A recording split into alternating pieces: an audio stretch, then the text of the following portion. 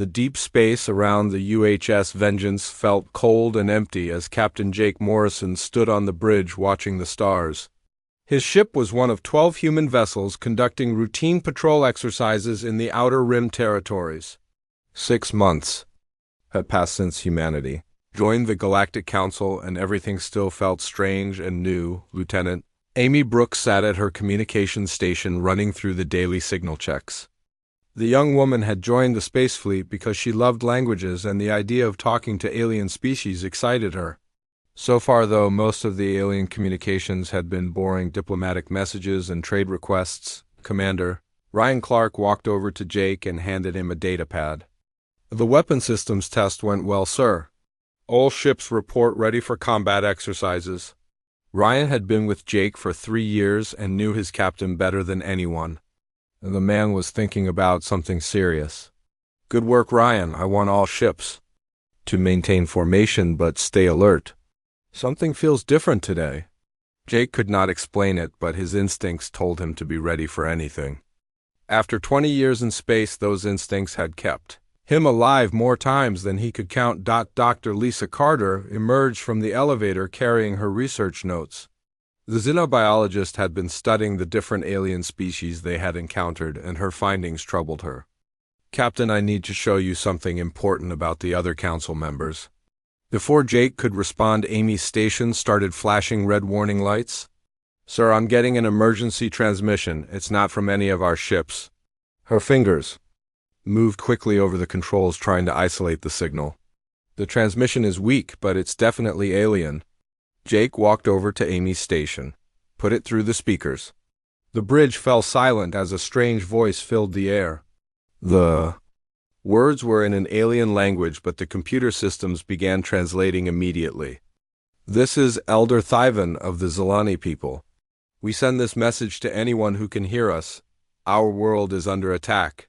The Krex Empire has surrounded our planet and they are bombing our cities. We have no weapons to fight them. We have no military to defend ourselves. Our people are dying and we need help." The voice continued with growing desperation. "We know the Galactic Council has rules about interference, but please, if anyone can hear this message, we are begging for help. The Krex ships are targeting our schools and hospitals. They are killing everyone they can find. We have less than 3 days before our entire species will be extinct." Amy looked up at Jake with wide eyes. "So the transmission is coming from the Verdania system. That's about 18 hours away at maximum speed." She checked her instruments again. "The signal is getting weaker, which means their broadcasting equipment is probably being destroyed." Ryan immediately brought up the tactical display. "Sir, we have 12 ships and full weapon loadouts. If we move now, we could reach their system before it's too late." His voice was steady, but Jake could see the anger in his eyes. Dr. Carter stepped forward. "Captain, the Zelani are a peaceful species. They have never engaged in warfare during their entire 50,000-year civilization. They're herbivores who spend their time growing food and creating art. They don't even understand the concept of military violence." Jake studied the star charts on the main screen. "What do we know about this Krex Empire?" He had heard the name before, but humanity was still learning about all the different alien species in the galaxy. "They're conquerors, sir. They've destroyed 17 different species in the past century. The Galactic Council considers them a legitimate government because they're strong enough to take what they want." Dr. Carter's voice was filled with disgust.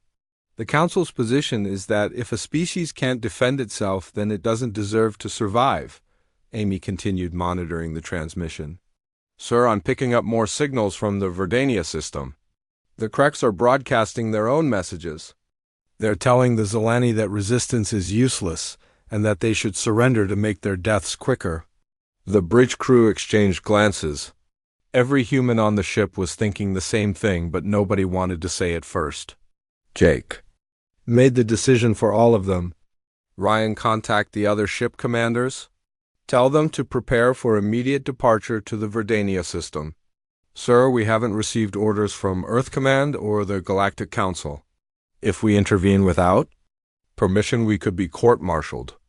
Ryan's duty was to point out the risks, but Jake could tell he wanted to help the Zilani too. I'll take full responsibility for this decision. Amy sent a message to Earth Command explaining the situation.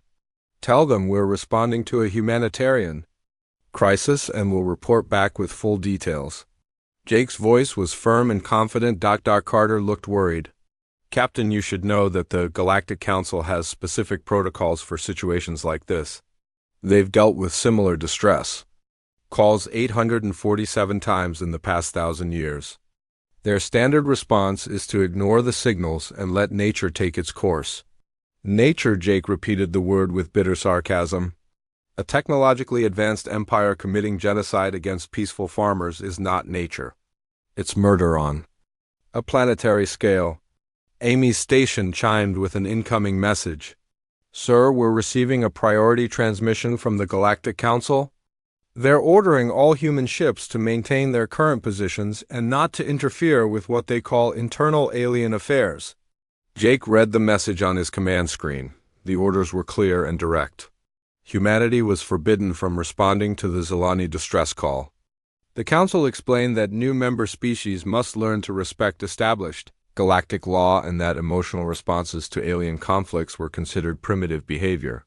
They knew, Jake said quietly. The Council knew about the attack before we did, and they've already decided to let it happen. The realization hit him like a physical blow. The organization that humanity had joined was not what they thought it was. Commander Clark spoke up. Sir, the other ship commanders are ready to move. They're all waiting for your orders. He paused for a moment. Captain Williams on the UHS Reaper says his Marines are ready to show these cracks what happens when they target civilians. Jake looked around the bridge at his crew. These were good people who had joined the space fleet to explore the galaxy and protect humanity. Now they were being ordered to watch while an entire species was exterminated. The choice was clear, even if the consequences were not. All ships prepare for hyperspace jump to Verdania system. We're going to help the Zilani whether the Council likes it or not. Jake's voice carried across the bridge with absolute authority, and send a message to the Galactic Council. Tell them that humanity has different ideas about what constitutes civilized behavior. The emergency session aboard the Galactic Council flagship took place in a massive chamber filled with representatives from 43 different species. Ambassador Helen Price sat in the human section feeling increasingly uncomfortable as she listened to the discussion about the Zilani situation. The other aliens spoke about the impending extinction as if they were discussing weather patterns. Hi. Councillor Vexstar raised his scaled hand to address the assembly. The reptilian leader's cold, yellow eyes showed no emotion as he spoke. The situation on Verdania is proceeding according to natural galactic law. The Krex Empire has demonstrated superior military capability, and the Zilani have shown themselves to be evolutionary failures. Several alien delegates nodded in agreement. A large insectoid creature from the Hive Collective clicked its mandibles approvingly. The Zilani's pacifist nature makes them unsuitable for galactic survival. Their resources would be better utilized by a species capable of defending their territory. Helen stood up from her seat. With respect, Counselor, the Zilani are not just resources. They are a sentient species with art, literature, and 40,000 years of peaceful civilization. We cannot simply allow them to be exterminated because they chose not to develop weapons. The chamber fell silent, and Helen could feel dozens of alien eyes staring at her. She had been Earth's representative for only 3 months and was still learning the unspoken rules of galactic politics. Apparently, defending genocide victims was not considered appropriate behavior. Counselor Zephes floated forward in his energy form. The ethereal being's voice sounded like wind chimes in a gentle breeze. Young human, you speak of concepts that have no place in the cosmic order. The strong consume the weak just as stars consume planets. This is the way of all existence. But we have the power to change that, Helen replied firmly. We have fleets and weapons and the ability to stop this slaughter. How can we call ourselves civilized if we refuse to help those who need us? High Counselor Vexstar's laugh was a harsh, rasping sound. Civilized human, you use that word, but you do not understand its meaning. Civilization is about order, stability, and respect for natural hierarchy. The Zilani disrupted that order by refusing to develop military strength. Their extinction will restore proper balance. An amphibious delegate from the Aquatic Coalition spoke up. The human raises an interesting point about intervention. Perhaps we should explain to our newest member why such actions are forbidden. The creature's voice bubbled with what might have been amusement. Of course, Vexstar replied, "Human, listen carefully, because this lesson will determine your species' future in this council. We have witnessed 847 similar situations over the past millennium. Each time some naive species suggests intervention. Each time we explain why such actions are destructive to galactic stability." Helen felt a chill run down her spine, but she forced herself to listen. The truth about the Galactic Council was becoming clear, and she did not like what she was learning. "The galaxy operates on simple principles," Vexstar continued. "Strong species expand and weak species fade away. This process has created the stable civilization you see today. If we intervene to save every failing species, we would create chaos and encourage weakness." A crystalline being from the Silicon Consortium chimed in with a voice like breaking glass. "The Zilani made their choice when they developed philosophy instead of weapons. They chose art over armies, and now they face the consequences. We cannot reward such foolish decisions." Helen looked around the chamber and saw the same cold indifference on every alien face. These beings had watched countless species die and felt nothing. They had turned genocide into a bureaucratic process with forms and procedures and official justifications. "You are all cowards," Helen said quietly. The words escaped her mouth before she could stop them. The chamber erupted in angry chittering. Clicking and hissing sounds from the various alien representatives. High Counselor Vexstar slammed his staff on the floor, demanding silence. "Human, you forget yourself. You are a guest in this council, representing a species that has been part of our organization for less than 1 year. Your emotional outburst proves exactly why humans are not ready for galactic leadership." "Perhaps not," Helen replied, standing straighter. "But we are ready to do what is right, even if it means standing alone." The insectoid delegate spoke up. "The human species shows promising military capability, but their attachment to inferior life forms is troubling. They must learn to suppress these primitive instincts if they wish to remain in the council." Counselor Zephyrs drifted closer to Helen. "Child of Earth, you come from a harsh world that has made your species strong. Do not waste that strength on creatures that cannot appreciate it. The Zilani would not risk their lives to save you if the situation were reversed." "That does not matter," Helen said firmly. "We do not help others because they would help us. We help them because it is the right thing to do. That is what makes us human." The chamber fell silent again, and Helen realized she had just defined exactly what separated humanity from every other species in the galaxy. The aliens understood strength and weakness, conquest and submission, but they had no concept of moral courage or principled action. "High Counselor." Vexstar's voice carried a warning tone. "Human, I am issuing formal orders to your military commanders. No human vessel is to approach the Verdania system. No human personnel are to interfere with Krex operations. Your species will observe and learn how galactic law functions." Helen received the message on her communication device and forwarded it immediately to the human fleet. She knew Jake Morrison well enough to predict his response, and part of her hoped he would ignore the orders completely. "This session is concluded," Vexstar announced. "The Zilani situation will resolve itself within 72 hours, and we can return to more important matters." He paused and looked directly at Helen. "Human representative, you will remain behind. We need to discuss your species' future role in this organization." As the other delegates filed out of the chamber, Helen realized that humanity had just learned a terrible truth about the galaxy they had joined. The Galactic Council was not a union of civilized species working together for peace and prosperity. It was a collection of predators who had agreed to share their hunting grounds and ignore each other's crimes. The real question was whether humanity would accept this system or challenge it. Helen suspected that decision was already being made. 18 light-years away, where Captain Morrison was choosing between following orders and saving lives. She hoped he would choose correctly, even if it meant war with the entire galaxy. The war room aboard the UHS Vengeance buzzed with activity as the human fleet prepared for battle.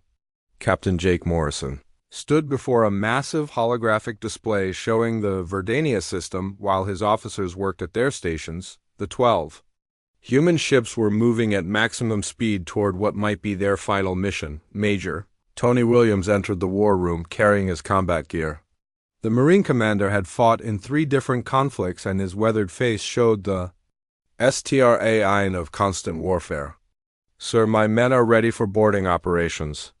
We've studied the correct ship designs and identified their weak points. Chief Engineer Karen Davis looked up from her console. Captain, all weapon systems are operating at peak efficiency. I've also made some modifications to our missile guidance systems that should surprise the Krex.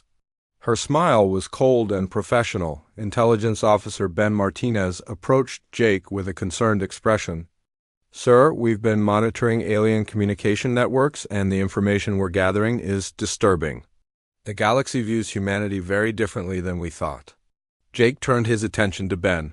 What do you mean differently? Sir, the other species don't see us as fellow civilized beings. They consider us barely controlled monsters from what they call a death world. Ben activated a holographic display showing intercepted alien messages. Earth's environment is considered impossibly hostile by galactic standards. The display showed comparison charts between Earth and other inhabited worlds. Jake was shocked to see that most alien species came from planets with gentle climate, stable weather patterns, and abundant resources. Earth, with its extreme temperatures, violent storms, and constant natural disasters, was considered uninhabitable by most galactic civilizations. They've been studying our military history, Ben continued. The concept of total war is completely foreign to them. Most alien conflicts are brief territorial disputes that end when one side demonstrates superior force. They cannot understand a species that fights to the death for abstract principles. Commander Ryan Clark joined the group. What exactly are they saying about us? Ben pulled up another set of intercepted communications. The Krex Empire has been analyzing human combat footage from our civil wars. They're particularly disturbed by our willingness to sacrifice everything for our beliefs. One report describes humans as predators who become more dangerous when cornered. Dr. Lisa Carter entered the war room carrying a datapad filled with research notes. Captain, I've been studying the psychological profiles of different alien species, and I've discovered something important. Most galactic civilizations developed on worlds where cooperation was essential for survival. They evolved to avoid conflict whenever possible. And humans, Jake asked, though he suspected he knew the answer. We evolved on a world where everything was trying to kill us. Our ancestors had to fight for survival every single day. We developed pack hunting tactics, advanced weapons technology, and most importantly, the ability to work together under extreme pressure. Lisa's voice carried a mixture of pride and concern. Major Williams nodded grimly. That explains why the Galactic Council expected us to follow their orders. They assume all intelligent species are naturally submissive to authority. Ben activated another holographic display showing Krex military doctrine. Sir, the Krex have never fought an enemy like us. Their standard tactic is to overwhelm weaker species with superior numbers and technology. They've never encountered opponents who fight back with organized resistance. Jake studied the tactical information.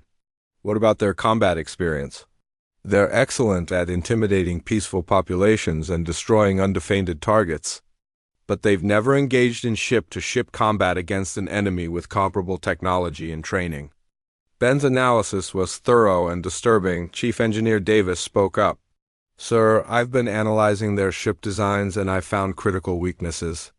The Krex build their vessels for overwhelming firepower, but they sacrifice maneuverability and defensive systems. They expect their enemies to surrender or flee, Ryan added. They've never needed to design ships for prolonged combat against determined opponents. Jake realized the implications. We're not just going to rescue the Zilani. We're about to show the entire galaxy what humans are capable of when we decide to fight. Dr. Carter looked worried. Captain, the other alien species are watching this situation carefully. If we demonstrate our full military capability, it will change how the galaxy views humanity forever. Good, Jake replied firmly. Maybe it's time they learn that some species won't tolerate genocide. Intelligence Officer Martinez pulled up a final display showing galactic communication networks. Sir, every major alien government is monitoring our fleet movements.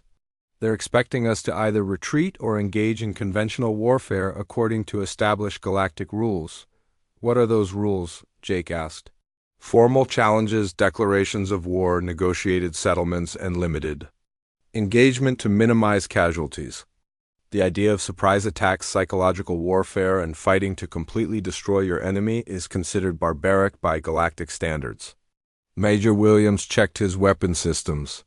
Sir, my Marines are trained for zero-gravity combat boarding, operations, and close-quarters fighting. These Kreks have never faced anything like us. Chief Engineer Davis confirmed her preparations. Captain, I've programmed our missiles to target their life support systems rather than their weapons. We're going to disable their ships and board them instead of destroying them outright. Jake looked around the war room at his officers. These were professional soldiers who had trained for years to fight in space. They understood tactics, strategy, and the brutal reality of warfare in ways that the peaceful alien species never could. The galaxy is about to learn something important, Jake said quietly. They're going to discover what happens when you threaten innocent people in front of humans. We don't just fight wars, we end them. Ben Martinez received an incoming message. Sir, we're getting reports that the Krex fleet is broadcasting threats to the Zilani population. They're telling them to surrender or face complete annihilation. How long until we reach the Verdania system? Jake asked. 14 hours, Sir. Ryan replied, the Krex won't be expecting us until it's too late.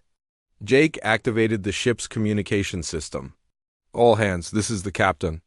We're approaching a situation that will define humanity's place in the galaxy. We're going to show these aliens what it means to threaten innocent people in front of humans.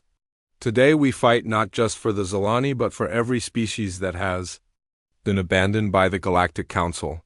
The crew of the UHS Vengeance prepared for battle, knowing that their actions would echo across the galaxy for generations to come. The Verdania system looked like a vision from hell when the human fleet dropped out of hyperspace. 200 Krex warships surrounded the beautiful green planet like a swarm of metal locusts. Massive explosions lit up the planet's surface as the alien attackers systematically destroyed every city they could find. Captain Jake Morrison stood on the bridge of the UHS Vengeance watching the slaughter through his tactical display. The Krex were not engaging in military combat, they were committing genocide with industrial efficiency. Schools, hospitals, and civilian shelters were being targeted specifically to maximize casualties. Admiral Susan Wright's voice crackled through the communication system from her flagship. All human vessels, this is Admiral Wright. I've brought 30 additional ships from the reserve fleet. We now have 42 vessels against their 200, but that should be enough. Lieutenant Amy Brooks monitored the enemy communications. Sir, the Krex commander is broadcasting to his fleet. He's telling them to finish the bombardment quickly because they have orders to move to another system tomorrow. Captain Nick Johnson piloted his stealth destroyer, UHS Reaper, through the outer edge of the Krex formation. His ship was invisible to their sensors, and he was gathering intelligence on their positions. Command, this is Reaper. The enemy ships are arranged in a standard bombardment pattern. They're not expecting any resistance. Jake studied the tactical situation. The Krex had positioned their vessels to rain fire on the planet below, but their formation was completely vulnerable to attack from behind. They had no scouts, no defensive perimeter, and no contingency plans for dealing with an aggressive enemy. All ships prepare for Operation Deathworld, Jake commanded. We're going to show these aliens what happens when humans get angry. The plan was simple but brutal. The human fleet would attack in 3 waves designed to create maximum psychological impact. The first wave would disable the Krex communication systems. The second wave would board selected enemy vessels. The third wave would hunt down any survivors who tried to escape. Captain Johnson's stealth ships moved into position first. Reaper team in position. We have visual confirmation on 12 Krex command vessels. Their shields are down and their weapons are focused on the planet. Execute Phase 1, Jake ordered. The stealth destroyer struck without warning. Instead of destroying the Krex command ships, they used electromagnetic pulse weapons to disable their communication systems. Suddenly, the entire Krex fleet was blind and deaf, unable to coordinate their response. Lieutenant Paul Rodriguez fired the first conventional volley from his position on the UHS Thunder. Direct hit on enemy flagship. Their bridge is gone, but the ship is still intact. The second wave began immediately. Major Tony Williams led his Marine units in a series of boarding actions that shocked the Krex defenders. The human soldiers moved through the enemy ships, like ghosts appearing from ventilation shafts, maintenance tunnels, and cargo holds. Williams to command, we've secured the enemy flagship. The Krex crew surrendered after we took their bridge. Tony's voice was calm and professional. Sir, these aliens have never fought in zero gravity? They're completely helpless in shipboard combat. Similar reports came from boarding teams across the fleet. The Krex had assumed that space combat meant firing weapons at distant targets. The concept of actually boarding enemy vessels and fighting hand-to-hand was completely foreign to them. Chief Engineer Karen Davis coordinated the technical aspects of the assault. Captain were using their own weapons against them. Every ship we capture immediately becomes part of our fleet. Jake watched the battle unfold on his tactical display. The human fleet was not just winning, they were demonstrating a completely different approach to warfare. Instead of destroying their enemies, they were capturing them. Instead of fighting from a distance, they were closing in for personal combat. The Krex fleet tried to retreat, but the third wave was already in position. Human ships appeared from every direction, cutting off escape routes and forcing the remaining enemy vessels to surrender or be destroyed. Admiral Wright's voice filled the communication channel. All units, this is Admiral Wright. The enemy fleet is neutralized. We have captured 163 Krex vessels and destroyed 37 that refused to surrender. The speed of the victory shocked everyone, including the human crews. The entire battle had lasted less than 2 hours, and the human fleet had suffered minimal casualties. The Krex Empire's feared armada had been eliminated with surgical precision. Captain Johnson reported from his position near the planet. Command, the Zelani are broadcasting gratitude messages. Their cities have stopped burning and they're sending out rescue teams to help survivors. Jake felt a mixture of relief and grim satisfaction. The Zelani would survive, but the real impact of this battle would be felt across the galaxy. Every alien government was monitoring the situation, and they had just witnessed something unprecedented. Intelligence Officer Ben Martinez approached with an urgent message. Sir, we're intercepting communication from alien observers throughout the galaxy. They're calling this the most brutal military action they've ever seen. Brutal, Jake asked. We saved an entire species from extinction and captured most of the enemy fleet intact. That's exactly what disturbs them, sir. The aliens expected us to either retreat or engage in conventional warfare. Instead, we demonstrated tactics they've never seen before. They're particularly shocked by our boarding actions and our refusal to simply destroy the enemy. Dr. Lisa Carter joined the conversation. Captain, the galaxy operates on simple rules. Strong species destroy weak species and everyone accepts the outcome.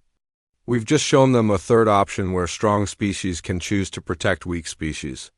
Lieutenant Amy Brooks received an incoming transmission. Sir, we're getting a message from the Galactic Council. They're demanding an immediate explanation for our actions. Jake smiled grimly. Tell them we'll provide a full report when we're ready. Right now, we're busy helping the Zelani rebuild their civilization. The battle for Verdania was over, but Jake knew the real war was just beginning. The galaxy had spent thousands of years accepting genocide as a natural process. Humanity had just proven that it was possible to fight back and win. The question was whether the other alien species would learn from this example or try to destroy the humans who had upset their carefully balanced system of organized brutality. Major Williams reported from the captured Krex flagship. "Sir, the enemy commander wants to speak with you. He says he's never seen fighting like this before, and he wants to understand what kind of species we are." Jake considered the request. "Tell him we're the species that stops genocide. If he wants to understand humans better, he can start by learning that some things are worth fighting for." The emergency session of the Galactic Council 3 days after the Verdania incident was unlike anything in the organization's 1,000-year history. Representatives from every major species filled the massive chamber, but the usual confident arrogance was replaced by nervous uncertainty. The humans had changed everything, and no one knew what would happen next. General Kate Palmer sat in the human section wearing her military uniform instead of diplomatic robes. Earth had decided to send their top military commander rather than Ambassador Helen Price because this was no longer a diplomatic discussion. The galaxy needed to understand that humanity meant business. High Counselor Vexstar called the session to order, but his voice lacked its usual commanding tone. "We are here to address the unprecedented actions taken by human forces in the Verdania system. These actions violated direct orders from this council and disrupted established galactic law." Zilani Elder Thyvan stood up in the observer section. The gentle alien's presence shocked the council members because victims of genocide were never allowed to address the assembly. "Honored counselors, I speak for the 2,300,000,000 Zilani who are alive today because of human courage." The chamber erupted in angry chittering and hissing from various alien delegates. Several species demanded that the Zilani representative be removed immediately. They had never heard a victim speak about their own rescue before, and the experience was deeply uncomfortable. Elder Thyvan continued despite the protests. "For 50,000 years my people lived in peace. We grew food, created art, and studied the stars. We never harmed another living being, and we never imagined that such evil could exist in the galaxy." General Palmer watched the alien reactions carefully. The established council members were clearly disturbed by hearing the Zilani perspective. Most of them had spent their entire lives ignoring the voices of genocide victims. "The Krex Empire came to our world with 200 warships," Elder Thyvan said. "They told us we were inferior beings who did not deserve to live. They bombed our cities, targeted our children, and laughed while we died. And you did nothing." High Counselor Vexstar slammed his staff, demanding silence. The Zilani situation was handled according to established protocols. The Council cannot intervene in every territorial dispute without creating chaos. "Territorial dispute?" General Palmer spoke for the first time. "Is that what you call the systematic extermination of an entire species?" The crystalline delegate from the Silicon Consortium chimed angrily. "Human, your species has been part of this council for less than 1 year.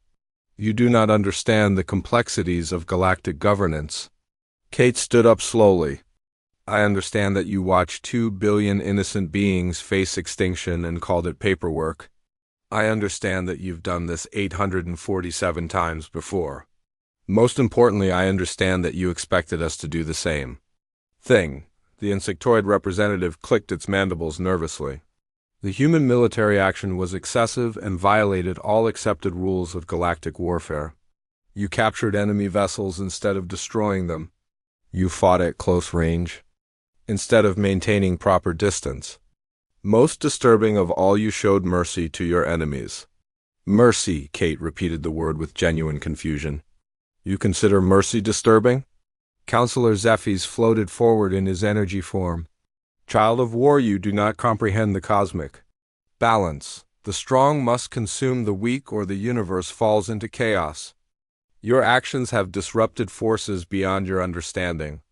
Elder Thyvan spoke again. "The humans did not disrupt anything. They stopped a massacre and captured the criminals responsible. They showed the galaxy that genocide is not inevitable.